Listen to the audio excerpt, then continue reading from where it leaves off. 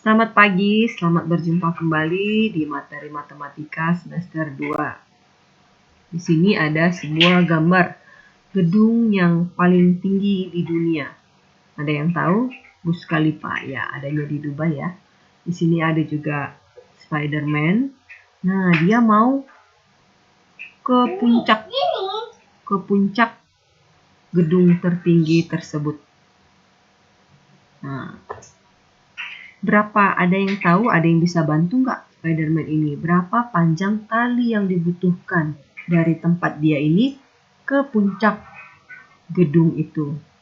Nah, kalau tidak ada yang tahu, berarti kita harus belajar dulu Teorema Pitagoras.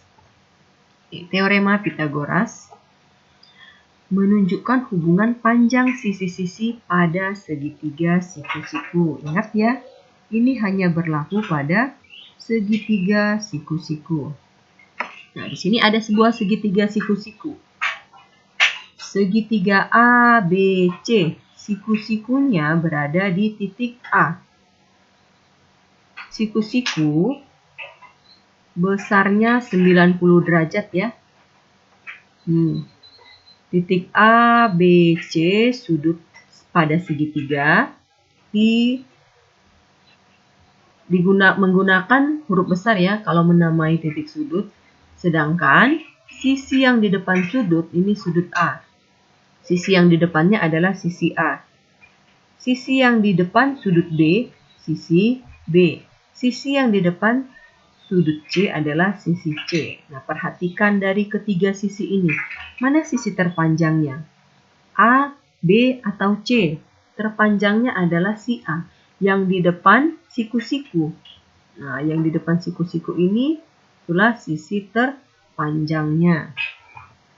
Atau A disebut juga dengan sisi terpanjang atau hipotenusa. Sedangkan sisi B dan C, sisi pembentuk siku-siku.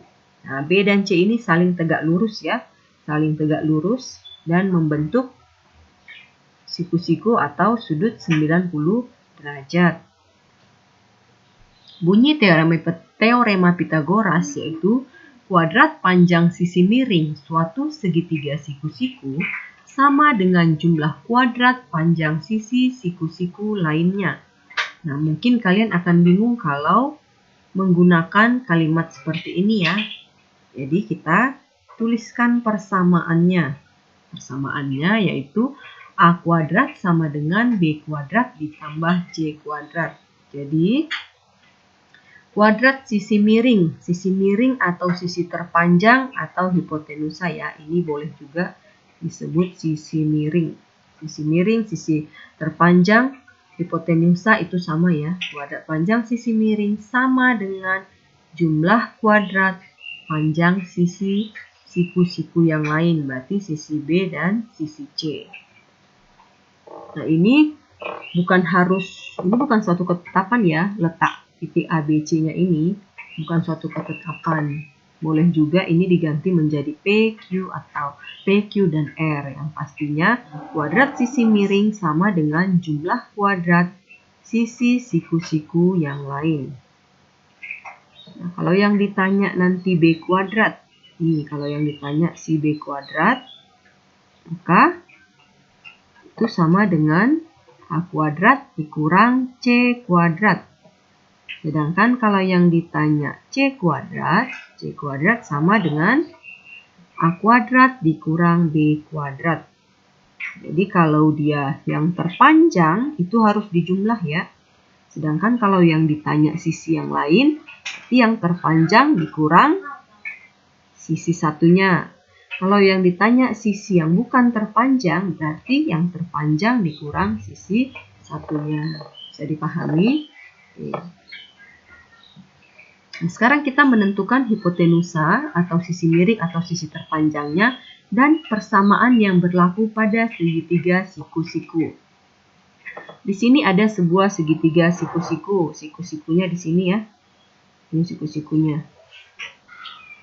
Berarti sisi terpanjangnya atau hipotenusanya adalah yang di depan siku-siku. Berarti si P. Persamaan yang berlaku, kuadrat sisi terpanjang. Berarti P kuadrat sama dengan jumlah kuadrat sisi yang lain. Q kuadrat ditambah R kuadrat. Jadi pahami ya, pokoknya kalau terpanjang itu jumlah kuadrat sisi siku-siku yang lain. Kita lanjut ke segitiga siku-siku yang berikutnya. Nah, di sini siku-sikunya terletak di sini ya. Berarti sisi terpanjang sisi yang di depan siku-siku. Yang terpanjangnya adalah si C. Persamaan yang berlaku berarti sisi terpanjang kuadrat itu sama dengan jumlah kuadrat sisi yang lain. Berarti B kuadrat ditambah D kuadrat. Ini nggak harus B kuadrat tambah D kuadrat ya, boleh juga D kuadrat tambah B kuadrat. Kita lanjut menentukan panjang sisi yang belum diketahui. Nah, di sini semuanya segitiga siku-siku. Ini siku-siku ya. Nih, simbol siku-sikunya. Berarti berlaku teorema Pitagoras. Tentukan panjang sisi yang belum diketahui. Di sini sudah diketahui 9 dan 12. Sedangkan X belum diketahui. Sisi terpanjang di sini adalah yang di depan sudut siku-siku atau si X. Berarti berlaku teorema Pitagoras. Kuadrat sisi terpanjang sama dengan jumlah kuadrat sisi yang lain. Berarti X kuadrat sama dengan 81 ditambah 144. X kuadrat sama dengan jumlahkan satuan dengan satuan. 1 tambah 4, 5, 8 tambah 4, 12, 1, 225 ya. Berarti X sama dengan akar dari 225. Nilai X adalah 15. Di sini 15. Oke, kita lanjut ke siku-siku yang kedua. Yang diketahui sisinya panjangnya 8 dan 15, sedangkan yang tidak diketahui X. X ini berada di depan sudut siku-siku, berarti X itu adalah sisi terpanjang. Kalau dia sisi terpanjang, berarti X kuadrat sama dengan jumlah kuadrat sisi yang lain. X kuadrat sama dengan 8 kuadrat 64. 15 kuadrat 225. X kuadrat sama dengan, ini satuan dengan satuan. 4 tambah 5, 9. Puluhan dengan puluhan. 6 tambah 2, 8. Kemudian di sini 2. Berarti X-nya, kalau X kuadrat 289, X-nya akar dari 289. X sama dengan 17. Di sini X-nya sama dengan 17. Kita lanjut ke siku-siku yang ketiga. Di sini diketahui 10 dan 26. Yang tidak diketahui X. Sisi terpanjangnya di sini adalah yang di depan siku-siku atau si 26. Berarti teorema Pitagoras tadi, sisi terpanjang kuadrat sama dengan jumlah kuadrat sisi yang lain.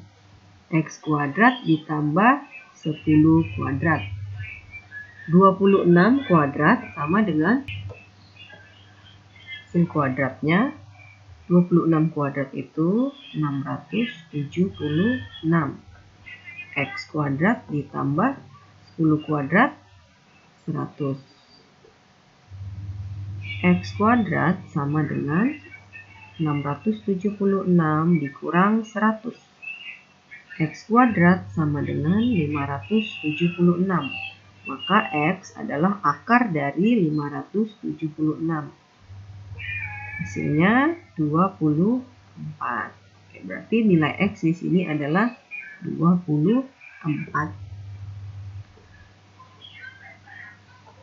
Nah, untuk latihan kalian boleh mengerjakan, ini ada 3 soal ya, menentukan sisi yang belum diketahui dari segitiga siku-siku. Berarti kalian menggunakan teorema Pitagoras. Oke, selamat mengerjakan ya.